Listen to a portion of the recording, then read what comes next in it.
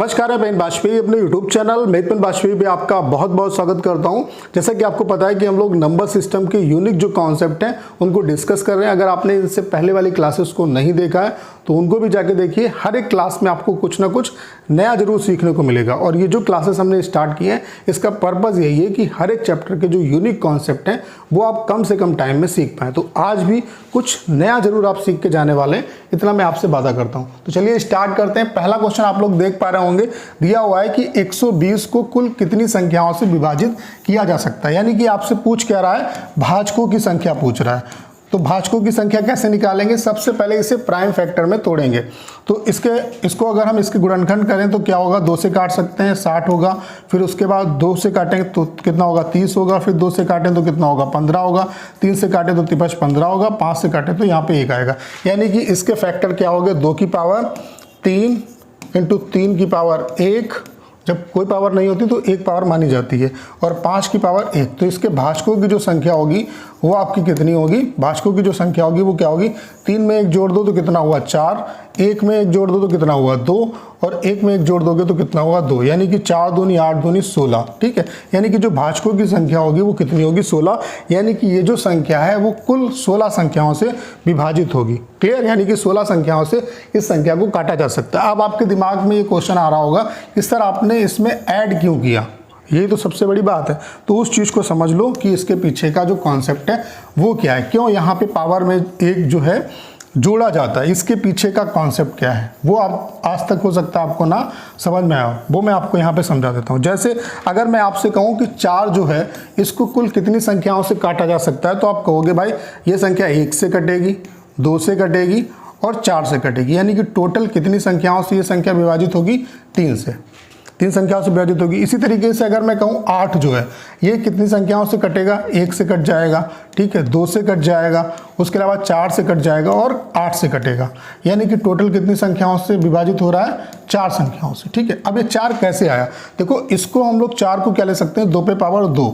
यानी कि जो भी पावर पे नंबर आ रहा है उसमें 1 अगर हम जोड़ दें तो भाजकों की संख्या आती है। यानी कि ये संख्या कितनी संख्याओं से विभाजित होगी ये हमें पता चल जाएगा। ऐसे ही यहाँ पर भी 8 को क्या ले सकते हैं, 2 पे पावर 3, तो भाजकों की संख्या कितनी है 4। यानी कि ये कैसे आ रहा, 3 + 1 करके। यही रीज़न है कि पावर में जो नंबर होता है उसमें हम 1 जोड़ देते हैं, और सबसे पहले जो भी नंबर होगा उसको उसके हम प्राइम फैक्टर करते हैं, और फिर जो पावर में नंबर होता है उसमें 1 जोड़ के हम उन्हें गुणा कर देते हैं।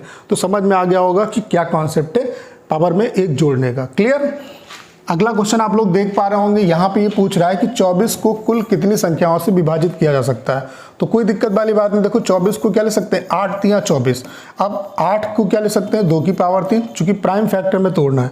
तो 8 जो वो प्राइम नंबर नहीं है, यानी कि 2 की पावर 3 इंटू 3 की पावर 1 लिख सकते हैं। तो 3 में 1 जोड़ा तो कितना हुआ 4, और 1 में 1 जोड़ा तो कितना हुआ 2। यानी कि 4 दूनी कितना हुआ 8। यानी कि टोटल कितनी संख्याओं से ये 24 विभाजित होगा, 8 संख्याओं से। क्लियर?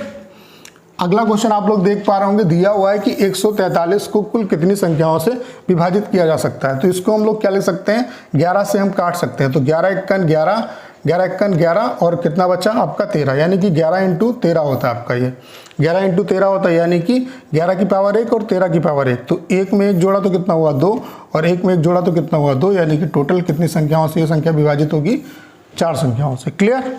अगला क्वेश्चन आप लोग देख पा रहे होंगे, पूछ रहा है कि 6048 को कुल कितनी संख्याओं से विभाजित किया जा सकता है। तो सबसे पहले इसके हम गुणनखंड करेंगे, 6048। तो 2 से काट सकते हैं, 2 से काटेंगे 2 तिया 6, 0, 2 दूना 4, 2 चक्कू 8। फिर 2 से काटेंगे 2 एकन 2, और 2 पंचे 10, 2 एकन 2, 2 दूना 4। फिर 2 से काटेंगे 2 से 14, फिर कितना बचा 2 पंचे 10, 2 छंग 12। फिर 2 से काटेंगे 2 तिया 6, और फिर कितना हुआ 2 सत्ते 14, 2 अट्ठे 16। फिर 2 से काटेंगे 2 एकन 2, और 2 एकन 2 और 2 अट्ठे 16, और 2 नम 18। फिर 3 से कट जाएगा 3 18, और 3 तिया 9। फिर 3 से कट जाएगा 3 दूना 6, 3 एकन 3। फिर 3 से कट जाएगा 3 सत्ते 21, फिर 7 से कटेगा। यानी कि इसके फैक्टर क्या हुए, 2 की पावर 1, 2, 3, 4, 5।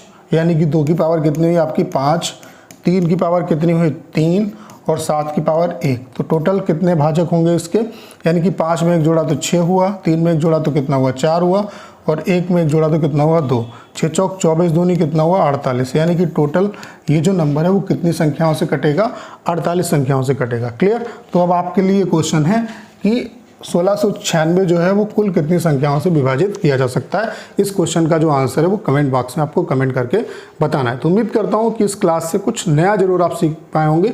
कल फिर मिलते हैं एक नए कॉन्सेप्ट के साथ। तो उम्मीद करता हूँ कि आपको क्लास अच्छी लगी होगी। करना क्या है, इस क्लास को ज़्यादा शेयर करना है।